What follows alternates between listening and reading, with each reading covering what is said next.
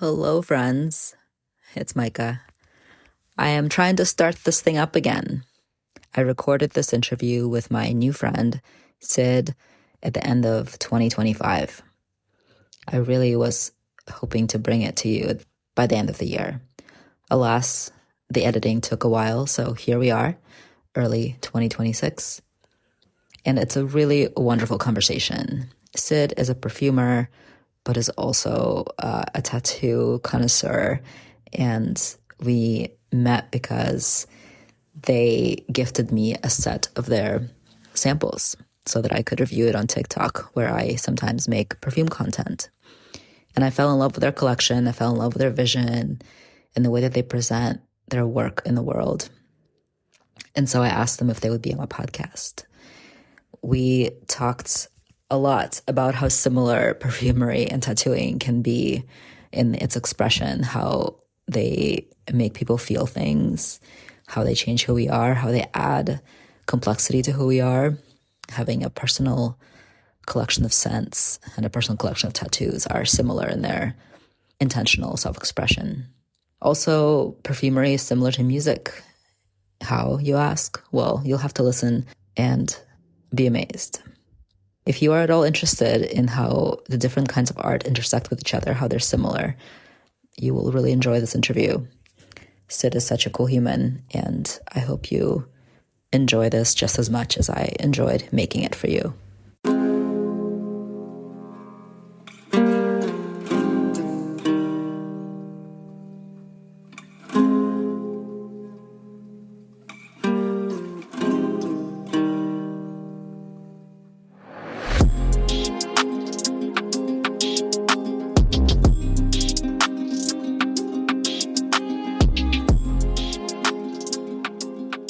Hi, I'm Sid. I'm a perfumer. My company is called Sid Botanica. We know each other from Perfume Talk, which is a really wonderful community. And I've been making perfume for about 7 years. Before that, I was a graphic designer and an herbalist. And Perfumery brought those things together for me. It was something I'd always wanted to do, but thought I couldn't do it because I didn't have a chemistry background. But I was kind of like I created my own pathway basically to this job. And then eventually, 7 years ago, I met Dawn Spencer Hurwitz, who was my perfumery mentor, and she just like brought everything together for me and showed me how to do it. But I've been learning a little bit about plant chemistry for years up until that point through herbalism. And I thought I was going to get into skincare. But this was always like really what I wanted to do.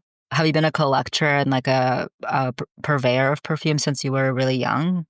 Since my early 20s, when I first got out of design school, and I was like working in like high-end retail and packaging and fashion, and I was like, oh, I don't know anything about anything because I was just like a broke 20-year-old. So that's when I started getting into perfume, and it totally blew my mind. I was like, this is the coolest art form. It's like the way to like do exactly what I want to do with my art, which is like pull on the emotions like immediately. Like I just like was like wish I had knew about it earlier so that I could have like taken the steps to go to perfume school. Because at the time, this is like in the early 2000s, like I graduated in 2002. Mm-hmm. I'm 41. There wasn't the Institute for Art and Olfaction or anything like that. So it was like a lot harder to get a perfume education. But it did inspire me to learn about plants because I was reading the notes and I was really wanted to learn more about what they were. So I ended up going to herb school. So the graphic design was like kind of your, where you were like, I can put something out there that's from me that affects some emotion, kind of a compromise. Yeah, that was like a way to earn a living. Yeah. But I chose graphic design because I always like to work in a lot of different mediums.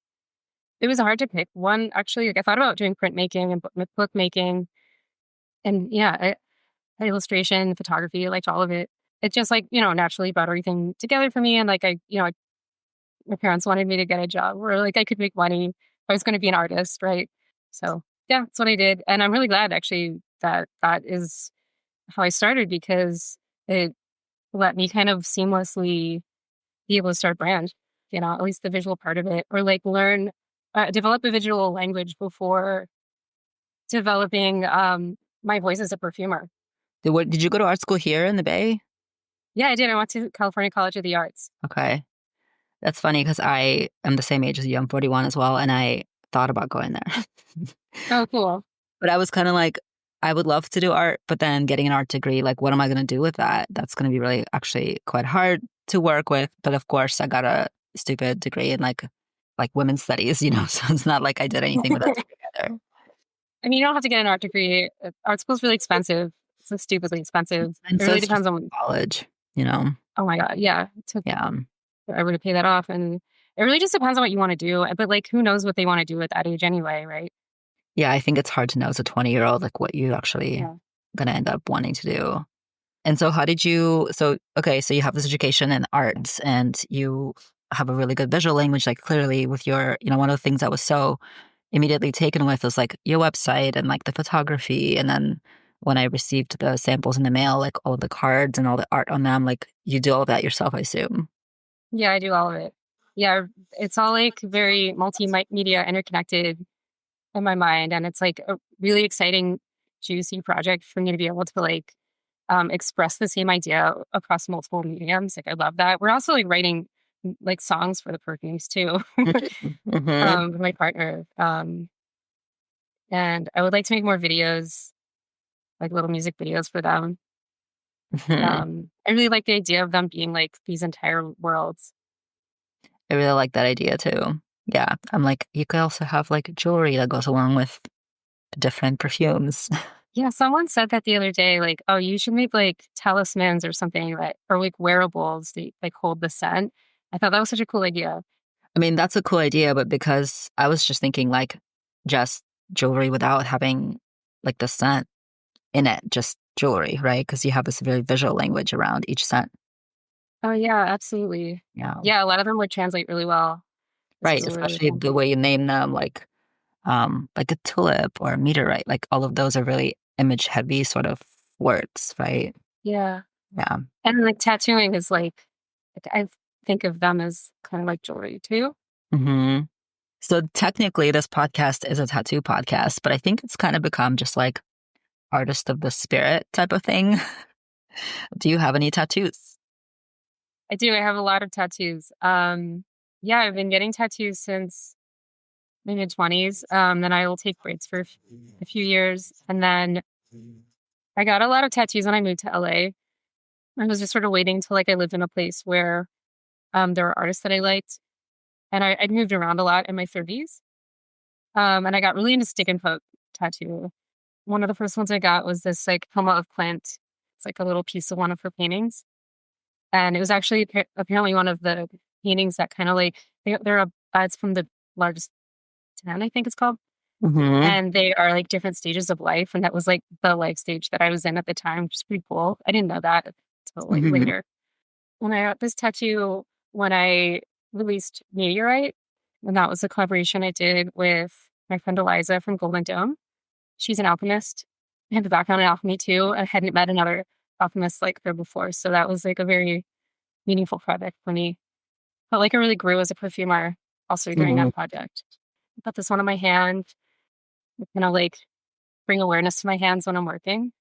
I love this, the way that you collaborate with like artists who are not perfumers, Yeah. perfumes. Like the idea of that is like the concept is just super cool, right? Because we're like looking at art as any kind of art as art, like period, as opposed to like a specific type.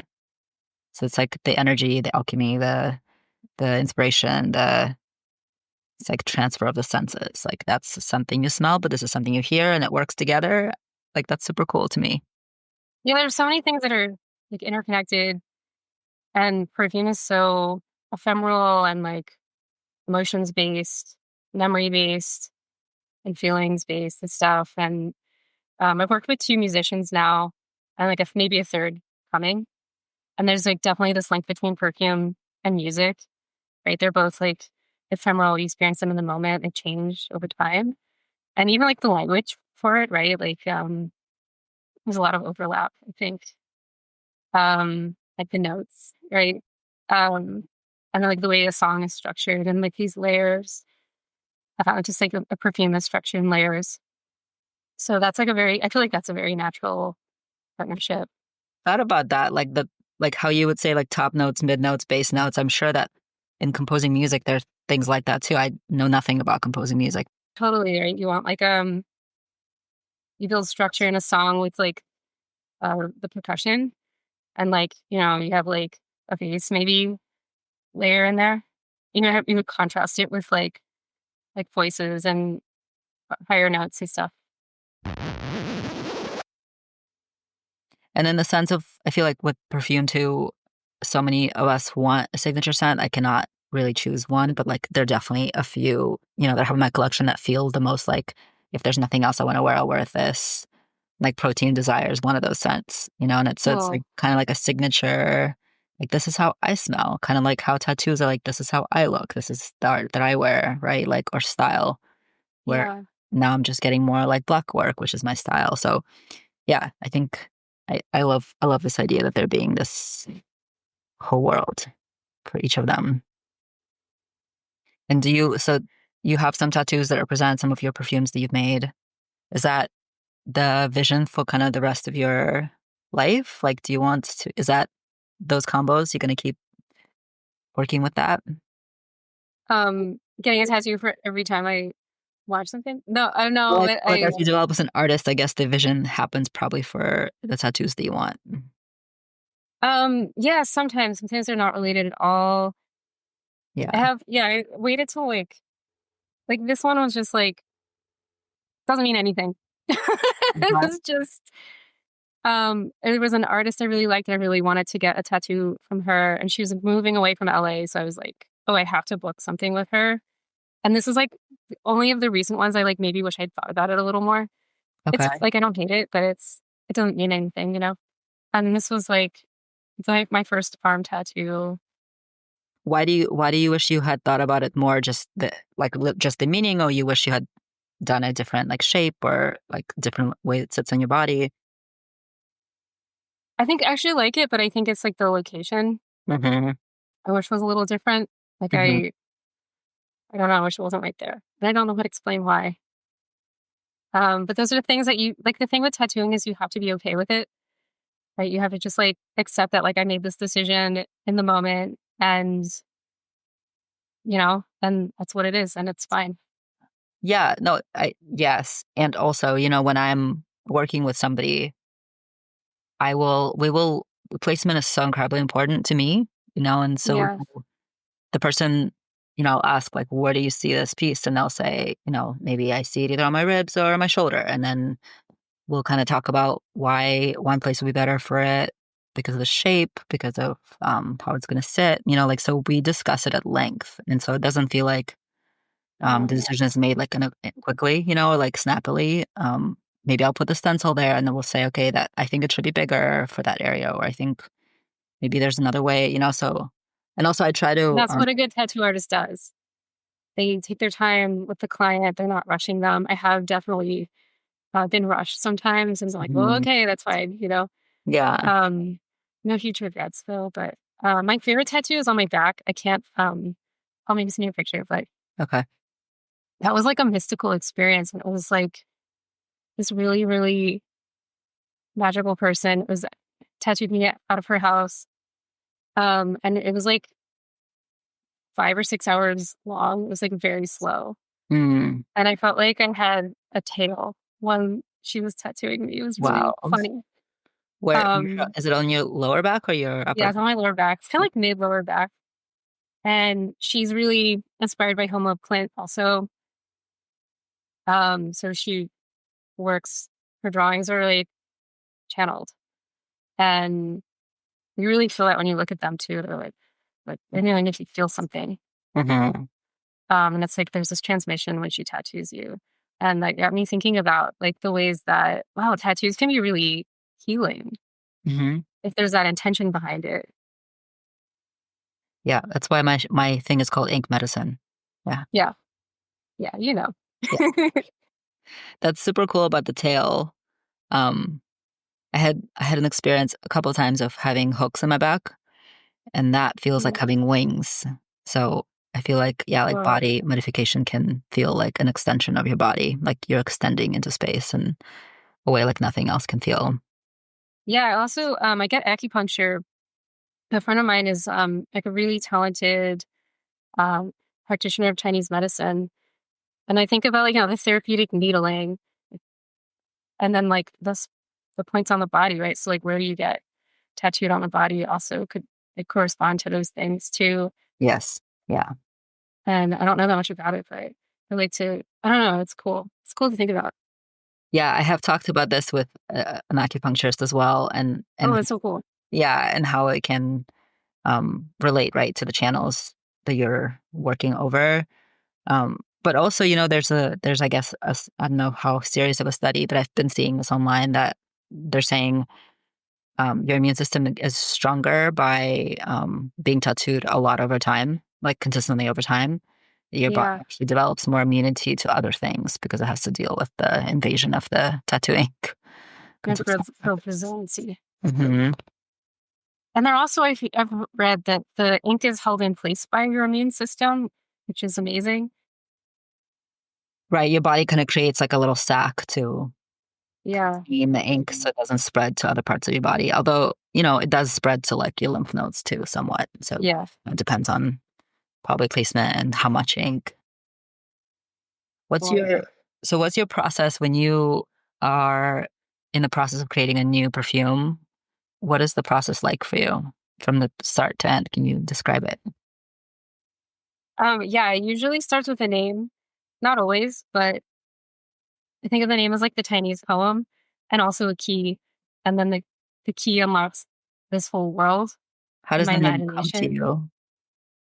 Um, it's kind of just like it could be an experience that triggers it, or just like, I don't know, something funny happens, or I started my collection initially during the pandemic, and I just like really wanted healing. I just wanted something that felt soothing and healing. I started writing poetry to kind of self-soothe during that time, which kind of like activated all that for me. So, for example, like Butterfly Tamer, I was just thinking a lot about gentleness at the time. Um, and I had gone to like one of those gardens where you're like kind of locked in to the garden, and there's like butterflies there and they would land on you. And I thought that was just so delightful. So like that inspired the name Butterfly Tamer. But I was also thinking a lot. It was like, oh, it could be it's a fougere. It's like a gentleman's perfume, gentleness, right? Like these things kind of like poetically shake out in my mind into a perfume. And then I just sort of like imagined like a first person video game, almost like I'm in this world, and like in that one I was like a woolly like a woolly man or something. And the butterfly was like an ambassador of the forest, like a like a little spirit ambassador. Um, and then it's like I walk around in that world and I like grab artifacts from it, and those become like the notes of the perfume. Hmm. Go on, and then um, and yeah, and then it's just a lot of just trying stuff, trial and error, failing a lot. It's like a lot of failing a lot. Perfume is just, how long does it take? trying stuff. How long does it take Really, you like start to put drops of liquid together to the time when you're like, this feels pretty close. Maybe this is a first draft. sometimes it's really fast. Um, like suspended water lily was crazy fast. Everything about that perfume was just, I got it on the first try, and I was like, no way. So I just like kept making versions, and I was like, no, that was it. Which is interesting because like that one is about in alchemy, Mercury is associated with the spirit. And in alchemy, you have a body, a soul, and a spirit. And the spirit is like the interstitial thing that kind of like is the go between the soul and your body. And it's represented as Mercury, and it's like, you can visualize it liquid. It has other names like it's chi, it's prana. So the fact that it came out fast is like very funny to me. I don't Hmm. know. It's like, and then other ones like I have some that I've been working on for a couple years. now. They just are taking longer. Um, Like you're like, even if something doesn't come out the way you want it, you kind of keep it in the background and you like keep working on it, and yeah, you I'll work on you'll it when I know it can can. take many years, basically. Yeah, it gets harder because I've gotten busier. Like maintaining a business and filling orders. Like I do everything by myself. Hmm. It's very labor intensive. You Uh, blend all of the formulas and like fill the bottles yeah, yourself. Okay. Wow. yeah, everything. Yeah, Wow. everything. Yeah, none of it's outsourced at all.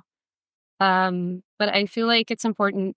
I will try to blend them as long as I can. I feel it's important. I think there's an X factor in the perfume where it's like the perfumer's hand. Like if I were to have them, if somebody else made them, they'd feel different. Hmm. And I'm very, very like present for them. I almost do like energy work on them, just like very focused and like I hold this kind of feeling in my mind and my body when I'm working on them and it transfers. It's Hmm. crazy. I didn't like people noticed it. I don't advertise them that way at all. But people like profoundly get it like beyond what I thought was possible. And that's like so beautiful to me. It's not a cry. Yeah, I mean, I think if you're sensitive, you can feel the intention, in something that you're putting on your body or, having in your house that you look at a lot, that you hold in your hands. Yeah, Yeah. Yeah, it's so intimate. Also, this art form is like you wear it on your body, right? Tattooing is also like so intimate. And I think there's a lot of responsibility that comes with that, of course, right? of course. Yeah, it has to be safe. It has to be right across the board. You have Yeah. to not only be the artist, but also like the safety person too. Yeah. Um, that seems like maybe the harder part, right? Like the art is the art, but then the making sure that the formulas are appropriate for skin and like I know nothing about, that side of it, but that seems like It's maybe not that hard. I mean You just have to look at the safety guidelines. uh-huh. I don't view the safety guidelines as a challenge at all. Like some people are like want to take it right up to the edge or potentially go over it. I'm always well under it. I dilute my materials like quite a Hmm. lot. I pre-dilute things. I like that watercolory effect. I think there's some materials that like become more beautiful when they're diluted actually. Mm-hmm. I feel like maybe the animalics, maybe. Oh, definitely those are not heavy-handed at all. And then like a lot of florals that like they really open up. You can smell them more. Smell like the different facets of them. I also like using things texturally, like if vetiver smells different at 1% versus 5% versus 10%, right? Um, and you can play with those textural elements to like create photorealistic things or emotional qualities. I feel like in ghost flowers, like I use like that indole at like a like 0.001% or something in petal deletion.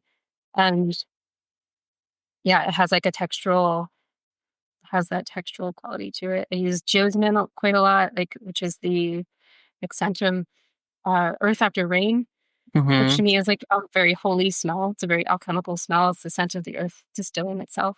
Hmm. Um, so I use it for a lot, but I use it like very texturally. Um, and it just brings a kind of quality to it. It's like I don't know, I feel like it's like part of my signature. That yeah. So speaking of your signature, like I would say that I don't know if you identify it that way, but people will say that online, and I've definitely felt it in the discovery set that there's a vintage, like a big nod to vintage perfumes with a modern take, a modern interpretation. Can you speak Yeah. to that? Like, was that conscious? How do you appreciate vintage perfumes yourself? So that's funny because that surprised me a little bit. I went through a big period of time of not trying perfume. Like I was like an avid collector in like the early 2000s and like had like huge catalogs of stuff. And then because I was moving so much, I stopped collecting. And then I didn't want to be too influenced when I first started. But of course, in hindsight, now I see what they mean. I see what people mean by that, but it wasn't. I love vintage stuff. I pretty much exclusively wear vintage clothing. Hmm. Um, like I like vintage things, but I don't have vintage values at all, like that kind of thing. But um, I love vintage perfumes. I love animalic perfumes. I love chypres. Yeah, I love that stuff, and I love depth and I love structure. and a lot of vintage perfumes, like really play with structure and complexity. And, modern perfumes kind of tend to be more linear. Mm-hmm. So in that respect, yeah, I see what they mean. I love structure. I think it's so cool that perfume can do that. And like, I think it would be very difficult for me to make it's like a very, very linear perfume unless it was like conceptually trying to achieve something that does that. Um, but yeah, I like the complexity of it. And I use a lot of naturals, um, because I like them. I like Mm-hmm. florals. Mm-hmm. So yeah. Do you have some favorites among, I guess stuff that people would know from the past however many years, like 50 years? Are there favorites that you're like, I will always want to own this? So like I always, even if you maybe wear it or don't wear it, maybe it's something you like come to your shelf and want to smell sometimes. The first perfume that like really blew my mind was like Mitsuko by Guerlain. Mm-hmm. I don't love I mean like they're I don't love the brand totally, but I don't think that I like that work like had an impact on me for sure. The first perfume I ever bought was a Jean Claude Elena for Hermes perfume called Jarlin sur le Nerf. No, sorry, I can't speak French. Garden of the Nile. Yeah. That also had like a huge impact on me. I thought it was so gorgeous. It really stood out. That was first perfume I ever bought, and I was visiting France at the time. I still love it. I don't own a bottle currently, but I've been thinking about it. I actually like only just started like buying perfume again Mm-hmm. recently. So what are you going for? What are your favorite like niche houses that are currently in the market that you're I love Universal Flowering. I'm like obsessed with her work. okay. I don't know what it is. Like there's something she has like there's like this her hand is so gentle. And also I think we have really similar taste too. Like I just bought Daddy. I love that perfume so much. I also love Heliotrope Milk Bath. I like love a pissy white floral.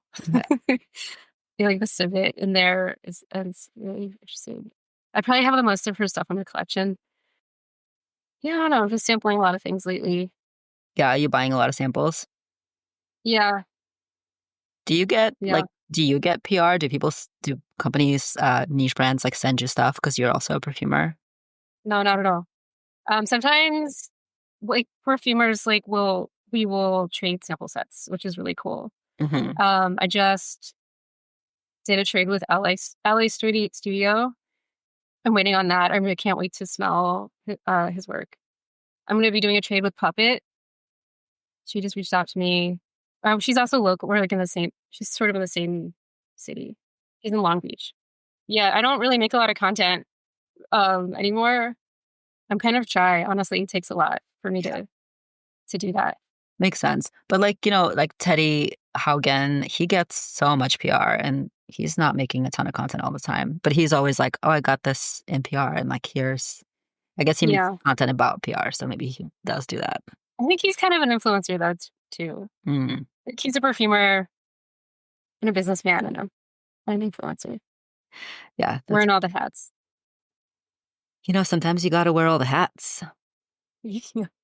I feel like I'm wearing enough hats. I feel like I put enough hats You're on. wearing a lot of hats. Yeah. Yeah. Also content creation is, it's like I wish I loved it more than I do. And like I'll get into modes and be like, okay, I'm making content about tattooing and this and that. There's just so much of it and it gets so overwhelming, I think. And like for perfume too, there's just so much content. Yeah. And you have more every You're day good at it though. I really like your videos. on perfume. Yeah. I haven't seen any of your tattoo videos actually. Thank you. I think I get when I like really get deep into TikTok and I'm like, it reflects society in this way where you see the like, the pretty white women getting tons of PR, getting tons of, comments, even if their content is not very interesting. And then you see like Black creators, fat creators, like not getting that. And it makes me so sad. And I get like just so frustrated and I just want to be like, fuck all of this. I can't participate in society because I don't actually have to participate in society in my otherwise world. Like my tattooing, I choose who I tattoo, Yeah. I choose who I surround myself with. And it's a lot of like weirdos and queers and artists and I'm getting on TikTok and seeing a slice of like what actually like society and life looks like. It's just like I know we don't have control over that, but we can make choices in the scope of control. Like I tend to say no to people like that, and I prioritize content creators of color and queer people and fat people. And, basically, I prioritize marginalized people. Yeah. Yeah, because that's what I have control over, right? Yeah. Also, but just like I'm looking for a certain kind of like, oh, I feel like they're gonna get it. You know what I mean? I feel like they're gonna appreciate this and like they're gonna connect with the work because some people, like everybody makes content for different reasons. Everybody's interested in perfume for different reasons, right? You're always kind of like looking for your people. Hmm. And like taste too, because it's hard to match taste. Like there are people who I love them as people and love their content because of who they are, but I'm like, your taste, I'm just never going to buy anything you recommend because I know you like, more like sweet, simplistic things. And I like now, having been kind of trying things out very purposefully for the last year, I like really different shit than I thought I might like at the beginning. Like going through your discovery set really furthered my own understanding of what I like, which is one of the things I really love about trying a discovery set. And also like, being given it as a gift and being like, I'm going to make content about this made me really pay so much more attention to each set, really sit with it, really wear it several times versus just trying something out, just being, I bought these samples. Oh, I don't know if I like this. Yeah. It's really like, yeah, it was really a gift for you to give me that and to sit with it, for as long as I did to really discover it. Yeah, because I had a feeling you're gonna connect with it, you're gonna get it. And I'd seen some of your content before.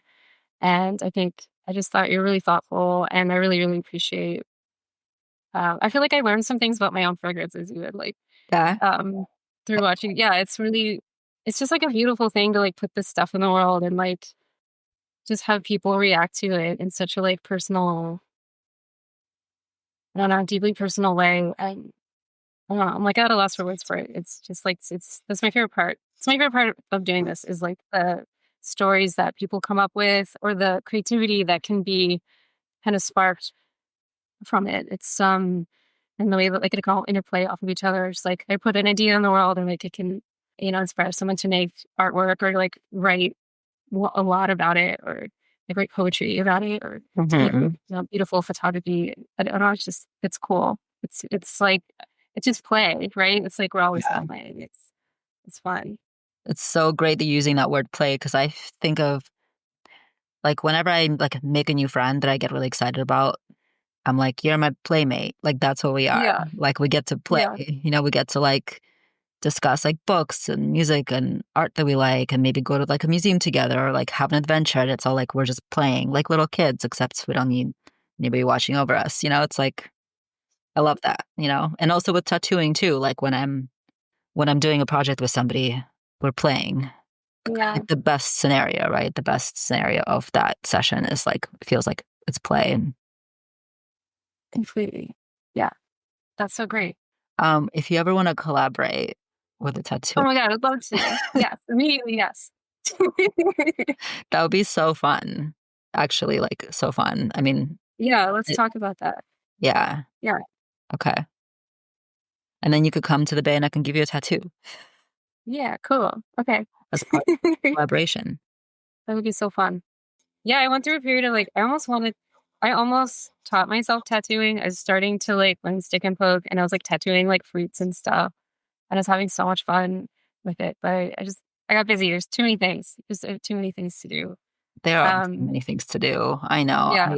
I learned jewelry and I was making jewelry for a while and I love it. But like, I mean, tattooing is no for me how I'm making money. And yeah, Yeah. everything else is like just for the soul. But I could totally see you being an amazing tattoo artist, like for sure. 100%. Maybe like in the next decade, you'll be like, okay, the business kind of running itself. I have a manager that I hired. They're helping do all the things. I can tattoo a little bit. Yeah. Yeah. Yeah, that could be fun. I think it's best Yeah. approached when you're not like needing it to be your sole income source, right? Because we're living in a time when it's really hard to get to that place, I think, for a newer person. But I think if you're approaching it just because like I love doing it, I want to do it, I want to learn it. Yeah, it's hard to be an artist when you're in scarcity, right? It's when you have to grind away. It's hard. It takes and the joy is taken out of it. Yeah. I mean, that's partially what I didn't like about being a graphic designer also is, I felt like I was working so hard for other people and like not making enough money and getting taken advantage of a lot. Hmm. But that's just, let's work with other people sometimes and working in a corporate setting sometimes. Yeah, being your own boss as an artist is like a privilege in a lot of ways. Can you speak more to that? Like, what is your approach to the business side of this art that is so close to your soul? How do you how do you make it work for yourself so it doesn't feel like, you're not taking care of that part of it because you also have to take care of it? Like I'm satisfied with any degree of interest, really. I'm already like over the moon, honestly, and grateful and happy with everything that's happened so far. So I'm not so focused on the money part of it, and the business part of it is like just like a necessity, really. I think of myself as an artist first, but of course I did learn and continually learning the business side of it and what that means to scale up if I want to, or yeah, it's the art always comes first for me. That's that's my priority. We don't value art and the artists like we should as a society. Mhm. Even though we also consume that stuff all the time, right? And like I don't know, the whole AI stuff upsets me Yeah. in that regard. Where like people are like, oh, we don't want to have to pay for artists. We can just generate any old image, right? It's gonna look like AI. It always looks like AI, Yeah. but oh, it's good enough for you, right? We don't. It's just like so cynical. I wish I wish we like valued artists more. Yeah. Yeah, and the thing about AI is it's getting better quality all the time, and what was really obviously AI now, I have to look twice, and yeah, it's, like, super Yeah. sad. Now we have this part of our brain, like, devoted to being aware, like, is this thing I'm looking at someone created this drawing, or is it AI? For sure. And do you feel like perfume is sort of safe from that for now? Even though I know there's, like, AI-based brands popping out, I feel like AI can't blend the formula, and it can't smell amazing if it doesn't smell amazing. So do you feel like it's safe for now? It's not. It's not. I mean, like at the Scent Week this year, there was an AI company that gave us a talk during the experimental scent summit, and it was like very tense, actually. No, they're already implementing AI programs in all the big houses for perfume making For coming up with from on the formulation side. for coming up with Um, formula, you're saying? yeah, Yeah. using AI to create formulas. But yeah, it's because that's like the difference between a brand run by a perfumer and artist and a perfume brand run by business people. And the business people just care about it's just a cash grab for them. And then, the industry is growing so rapidly, right? They're like, wow, it's like, what is it, $30 billion industry or something? I'm not sure the number exactly, but it's like billions.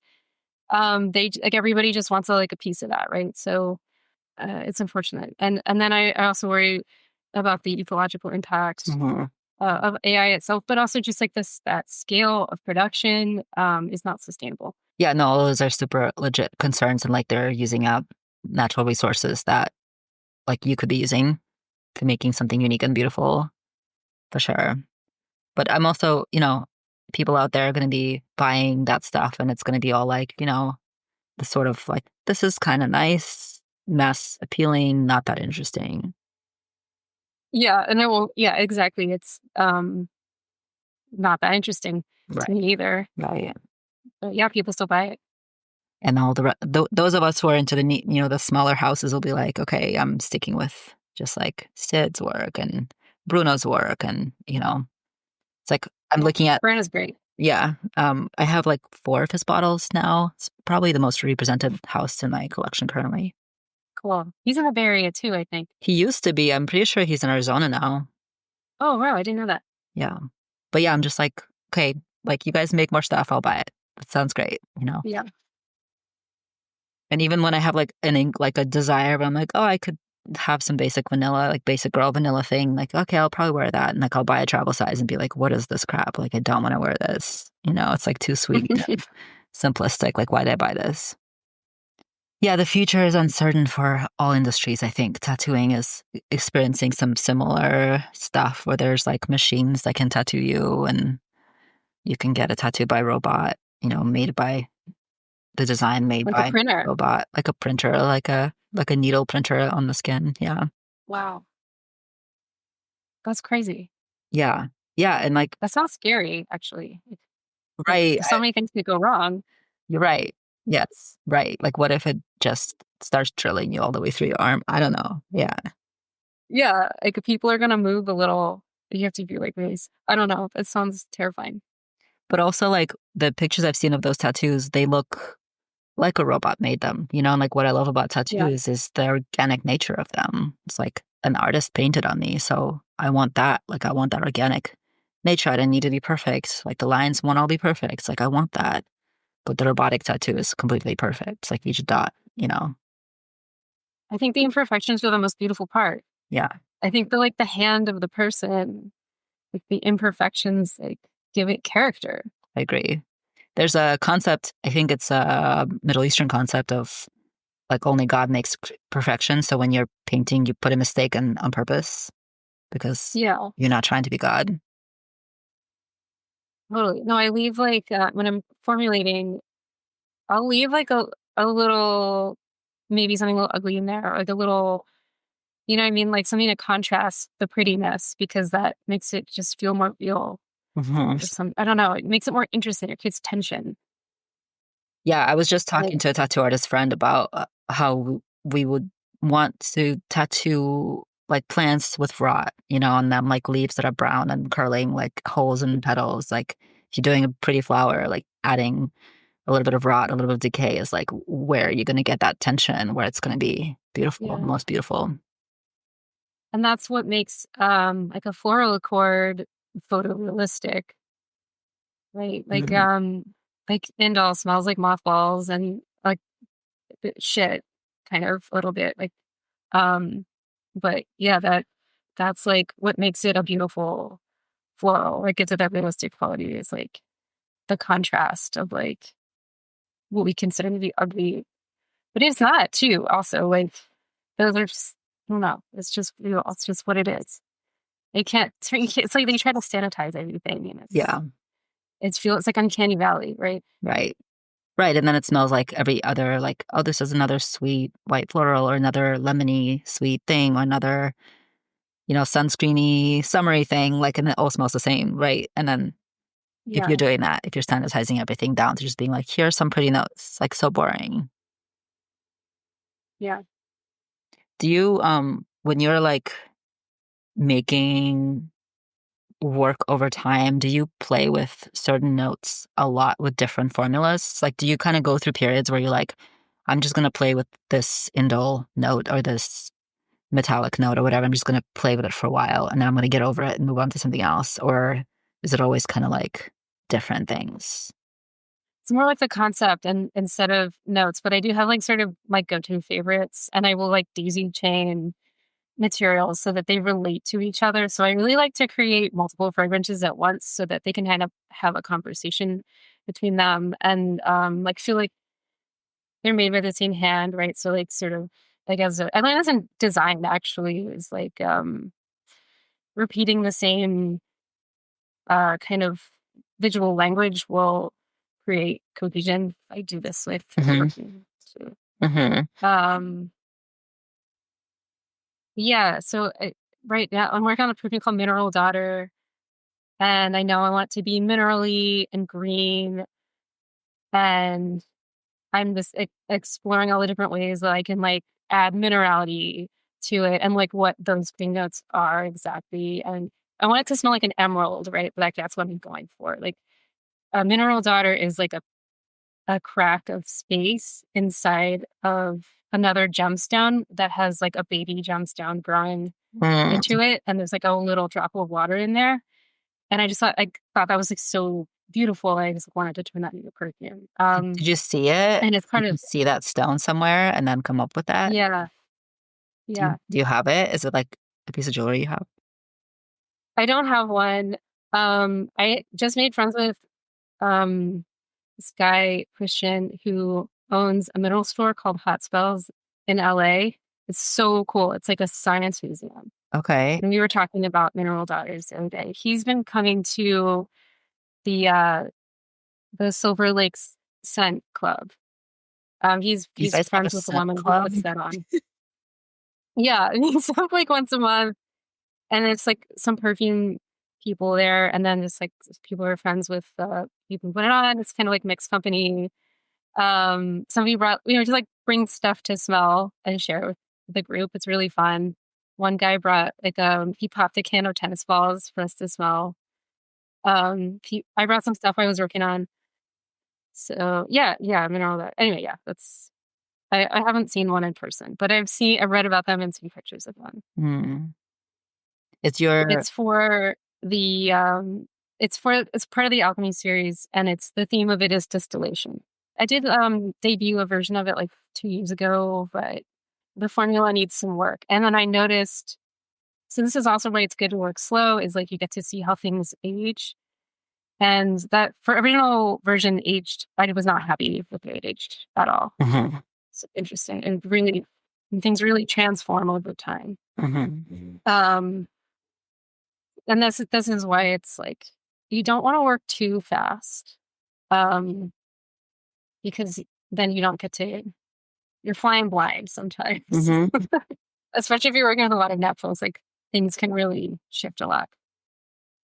I feel that way about tattooing too. I'm like, I want to have the option to layer color in here and to like create more density over here. And I want to see how it heals on you. Like, how this white Yeah. looks on your specific skin tone. Like, I totally get that. Yeah, the way things heal on the skin is very similar to like the maturation process of a Mm. perfume, I feel like. So many Right? You parallels. get there's a feeling when it's like a fresh tattoo is like the feeling when freshly blend something like and it's gonna change or it's gonna settle. It's going to It start settles to and change. deepens. And then you're going to feel differently about it once it does that. Totally. Yeah. Oh yeah. Like I hated this tattoo when it was fresh. I was like, it's too dark. But she used like so much gray wash. Mhm. I'm happy with it now because um it healed exactly how I wanted it to. But like went through a whole anxiety spiral about it. I was like, I wanted to like claw it off. I'm glad that you didn't do that. No. It's not safe.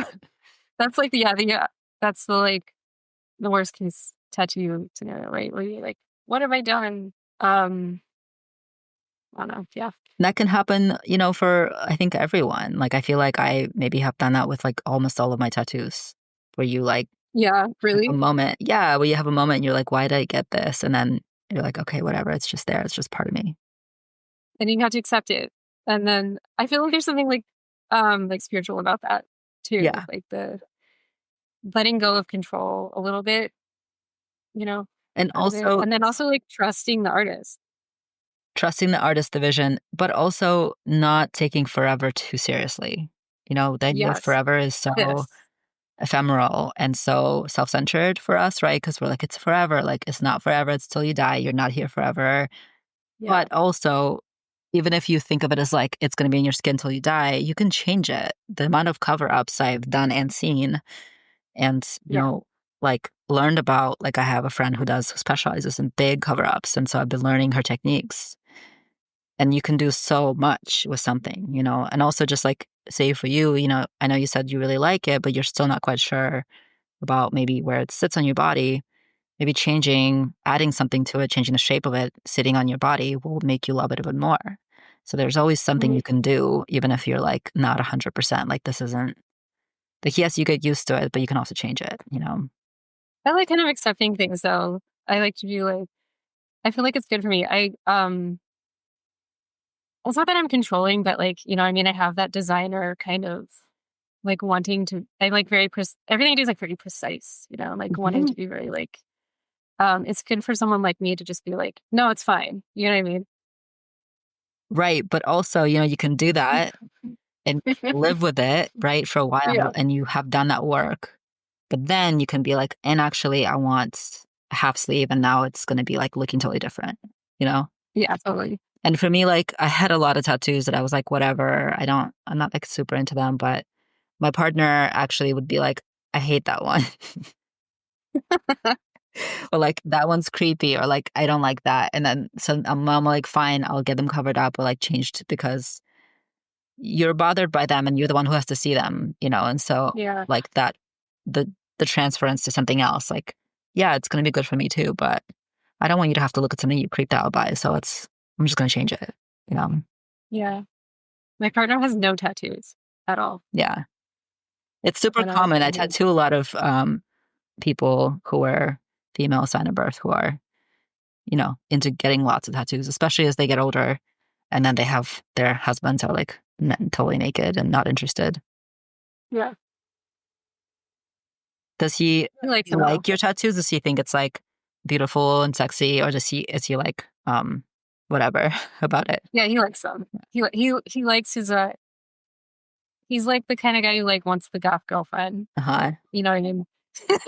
And like So I'm like his dream girl. So yeah, it's yeah, cool. he got his goth partner. That's great. Yeah. Um, so you just released Romantics. Yeah, I launched a couple days ago, Hmm. 2 days ago. Yeah, it was like long ago. So yeah, Romantics is a collaboration that I did with a musician called Winter. They're like a dream pop band, Hmm. and it is like a perfume that it sort of celebrates the release of their album called Adult Romantics. For them, it was like a love letter to LA. They moved, and it was like about like a love affair they had while they were here, and they wanted the perfume to just kind of feel like just being like youthful and kind of careless and in love and like like doing things that are bad for you a little bit, like getting in toxic relationships, maybe like smoking cigarettes and like it's just like carefree, youthful kind of summery vibe. Yeah. So that's what the perfume's about. Yes, have had a chance to play with it some, and it's Yes. totally hitting those like emotional notes for sure. Thank you. Yes, you're one of the first people to try it, which is really cool. Thank you for that. It was received well. Is it like you released it, people are like, oh my God, there's a new thing, so that everyone's like buying it? Or is it kind of the same as orders for the other things that you've had? It's a lot of samples. Okay. Close, yeah. There's some normal stuff in there too. What are your What's most that? popular scents that you sell the most of? Angel Face, which is also another collaboration that I did with my friend Piper, also known as Maraschino. She is also a dream pop musician. We made a thing together called Angel Face. It's based off of a song that she wrote with the same name. And it's also like a kind of similar theme of like just kind of carelessly falling for someone, the blissful first kind of blush of having a crush on somebody. It's also like really, really her vibe. I felt like we had just become friends when we were working on that together. And I really like tried to put her essence into it. I adore her. She's like one of my best friends. Mm. So, but yeah, that's my best seller by far. Yeah. It's like easy to wear. It's like a dewy white rose with heliotrope and cherries and like a brown sugar dry down Hmm. and white musk. People love it. Yeah, I mean, I could see it being like sort of more mass appealing maybe than some of the others, but I'm like Protein Desire is so easy, Honey Body is so easy. Like there are so many, you know, I'm not a huge white floral person, but the white florals are clearly also like very accessible. It's like you have this gift of making things be complex and elevated and interesting, but also accessible. Thank you. That's nice to hear that. I wonder so that, but yeah, like Ghost Flowers is really popular also. I'd say that's like second popular, most popular. And people tend to have like an emotional response to it, which is interesting. And the Suspended Water Lily is really popular Hmm. also. Yeah, Honey Buddy's kind of in the middle. Tan Desire is kind of slept on actually. Yeah. But that's like the kind of thing that I like to wear. Yeah. I sort of, It's such an yeah. obvious choice for me. I'm like, this is the thing I want to wear. I really like Moody Ambers, which is what Tan Desire is. That's like, Hmm. I go for like maybe like a little slightly more masculine leaning, heavier perfumes, like, or incensey perfumes. I tend to gravitate towards that. But I think most people just want something that's easy to wear, something like more to work or something for your date. It's just like, I'm not yet where I'm like, I know how to categorize everything, right? So protein desire, I'm like, is it an amber? Okay, like, okay, great, it's an amber. I'm like, I guess I love ambers. yeah, romantics is an amber too. And yeah, amber is just, it's an accord, right? Right. Like fantasy core. It's labdanum and benzoin and vanilla, Is it always those essentially. three things? That's kind of the core of it. Okay. But then you can swap out other resins in there. Hmm. You know, it has like, it's like a sweet resiny accord. I've also been wearing Havana Gold. A friend of mine sent me um, a little travel of it. It's the Dries Van I'm Noten, dying to try any of the Drew's any of the perfumes, Dries. actually. Yeah. I feel like you'd find them boring for the most part. Like I think they're interesting for somebody who likes more basic perfumes. They're like a step Mm. away from that, but then they're still too polished, you know? I know what you mean. I don't like it when things are too slick. They're really I don't know what it is. It just like, I like it a little, I don't know, human. I like the human feeling in there. but Havana Gold, I think, is totally on my like that's the one. I'm like, if I were to buy a bottle, that's the only one I really want to buy a bottle of. And it's I think it's an amber. Seems to be an amber. And it's Yeah, got that tobacco and it's like just a tiny bit tart. It's like kind of slightly sour, like fresh tobacco is. And I'm just like, I could layer that with protein desire, with Daxis. Like I could wear them all at once if I want. You cool. know, they all kind of go together. But yeah, I really like it when people layer the perfumes. I think that's fascinating. And I'm also wonder sometimes if there's like a desire in there for people to like want to be creative with the perfume and like maybe even blend perfume themselves. I don't know. What do you think about that? I mean, for me, I think I just kind of started doing it because at first I was like, well, the artist had a vision and I don't want to mess it up by adding something that probably won't go. But now where I'm like, well, I put on this like sweet vanilla thing that is super simplistic. It's too sweet. It's giving me like, I Yeah. won't, so why don't I just put something else on top that isn't going to be that? It's going to give it a little edge and then I'll be happy, you know? So now it's about adding an edge or something or softening something Yeah. up. But, um, I think I would be like I've taken, a blending class or two with a friend of mine for my birthday a couple years ago, and we like made some horrendous shit, of course. Yeah, like the blending of it, it'd be like, well, does chocolate go together with grass? Like probably not, but we're trying it. Like, Yeah. I, honestly, I think I'll appreciate perfume. I'll buy perfumes from artists, and I can't see myself making something good. It would be like I think it would be coming from a place of ego where I'd be like, I can do anything. And like I can do a lot of artistic things, but maybe I'll leave perfume to you guys. So I was teaching classes quite a lot last year. Mm. I'm taking a break from it because it's like really labor intensive and I'm busy, but almost everyone made something amazing. Yeah. And it's really just about step by step doing it slowly. We plan everything on scent strips before we blend anything. But then also, I mean, I have a lot of hidden work, which is that like the palette all kind of goes together, right? Like I make it really hard for them to mess it up. Mm-hmm. But I think, so as a perfumer, I don't feel so precious about my own work. I don't, I love when people blend and I love when people are like, oh, I want to learn how to do this because I think anyone can do it with enough time. I think it could actually be really accessible. And I think if you can cook food, you can blend a perfume.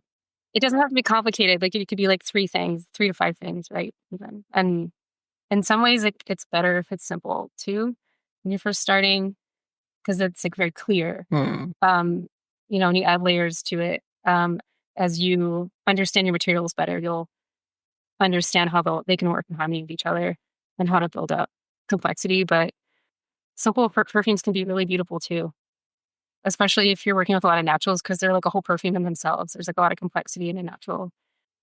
So I don't think it's like this special exclusive skill, even though it's been like marketed that way for so long and like gatekept for so long. I think there's like a version of it that like anybody can do. I mean, I think that's true about any art, right? Like anybody can Yeah. paint, anybody can tattoo, probably, like holding the machine and not going too deep or too light. Everybody can learn how to do that, the body mechanics of that. So everybody can do any art. Everybody can sing. Will it sound good, right? Like, no, Well, yeah, there's that.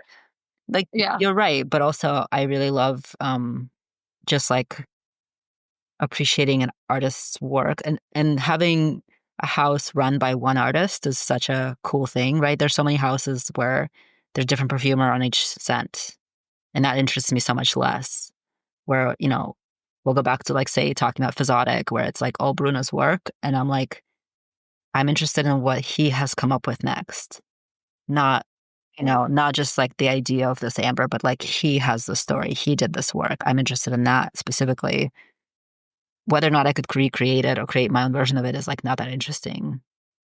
And that's Yeah. the DNA, right? And also with like, say, with the samples that I have of yours and the two, bottles, the travel of romantics and then my protein desire, like I can I like to layer like I can layer your stuff, like liminal creatures and protein desire go super well together. Yeah, they share some DNA. Yeah. Or like ribbon dance also could go in that. Mhm. Um And I love that I can then intensify your DNA when I'm wearing those together. And it's like Yeah. kind of besides the point whether or not I could make it myself because I don't want to.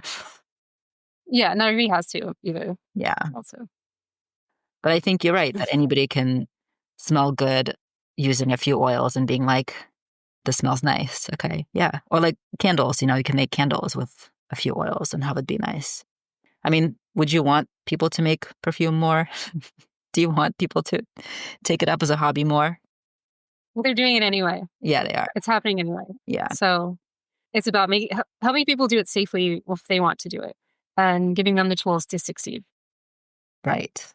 so they don't hurt people or hurt themselves. Yeah. But yeah, it's getting to be more popular already. It's just happening. And I've noticed that there are some content creators who are starting to make perfume, and I think that's cool. I mean, and every perfumer starts out as a perfume fan. That makes sense to me. Like that's how I started. And Yeah. there's never been more tools to learn than there are right now. It's amazing. And like content creators will collaborate with brands and, that's also, if that's part of their job and part of how they make money, they will make money that way. And I don't know, it's an interesting world. Like how how there's so much more opportunity to make money online. And so everyone's like, I can do it too. That's the wrong reason to get into it, though. Yeah. Right? I want people to get into it because they love the craft, because they love scent. They think this is like the coolest thing, and they're so inspired, and they have a unique vision. Maybe like want to create something that's not out there yet, because there is still a lot that hasn't been done yet. All these like brands just keep making the same perfume over and over too. Like the bigger houses just like keep copying each other, and like they're metrics driven. They're trying to make money, but like, well, what happens when people want to make art, right? Like I want to see more of that. I mean, that's the beautiful thing, about you can see it in your art that you're not trying to make money. Like you are making money, I'm hoping, but you're not, that's not the Yeah, I'm doing okay. Yeah, I honestly, it's like the TikTok community is um really really supported me, and I would not be where I am without it. Mhm. Absolutely, I'm super grateful. Great. Is Instagram also just like also good for it or is it less good for it? I think so. It's like there's a lot of overlap. It's pretty good. I have more followers. I mean, whatever. I have more followers there, but I don't think that's where most of my sales come from. Okay. um, I just kind of treat my Instagram like it's a personal account. Um, I don't post that often. I post the stories. I post like pictures of my cats and stuff, Mhm. or just like whatever I'm interested in. Um, but it's what the sales really come from other word of mouth and other people talking about my work, which is amazing. I Mhm. don't really do any advertising, or I don't do any marketing Mhm. at all anymore. I'll post like a couple times when I launch something, but that's it. I guess, And I that's mean, your marketing is sending samples to people who will then talk about them, right? That's part of your kind of marketing plan. I do a little PR, but I don't do that much. And I'll do it in like small bursts. I'll Mhm. pick like, I don't know, 5 people or something, and then I'll stop for a while. Mhm. Yeah, that seems like a Or, sometimes people will reach out to me first. That's been happening a lot too. Oh yeah. And does that usually feel okay to you? If people are like, "Hey, can I have some samples?" Um, I kind of look at their content and I assess if that feels okay or not. Sometimes I say no. Okay. Or, I'm in the middle of like, for whatever reason, like things are blowing up because they do in waves. And I can't part with any samples because like I'm hand making everything. I Hmm. don't run, like I have to save stuff for customers that I'll say no to. Hmm. Or hit me up later. Hmm. Um, but, um, yeah, I want to partner with people who like I feel some kind of connection to them. Hmm. Yeah, that's beautiful. Yeah, no, that's the vibe, is that you're not in a rush, you're not pushing, Not in a rush at all. forcing anything in any way. It's like an organic brand, organically growing, organically like relating. That's totally how it feels. Yeah. Yeah, cool. That's good. Yeah. That's true. And yeah, the connecting with the people part is my absolute favorite. Is there something that you've been consuming media wise, or like music, movies, TV, books, that's been making you happy lately? Like any kind of recommendations you have? I started doing yoga again. Okay, so I like really neglected working out. This is not any media or anything. It's just saying like I've just been like reconnecting with my body, if that makes you know what I mean, if that makes sense. It's something that I like forget to do. And it's so important. And so much of my like feeling way of work and is like feeling sense through my body and like intuition through my body. And sometimes I just want to like disassociate. What I really should do is like lean into it. Lean into like work my body out. I'm like take care of it and stuff. Yeah. What are your other what are the other ways that you like um honor that like connection, or like the way that you use your body as a tool for creativity? Like what are other things you do to like help foster the connectedness? I have gotten into gardening. I have a garden now, which I love. It's been so cool to watch it change with the seasons. And I like being in nature, I like hiking, being around animals, just being a person, just getting out of the house and getting off my phone, basically. Well, thank you so much for coming on the podcast. Thank you for having me. It was super fun to talk to you. Yeah, this was lovely.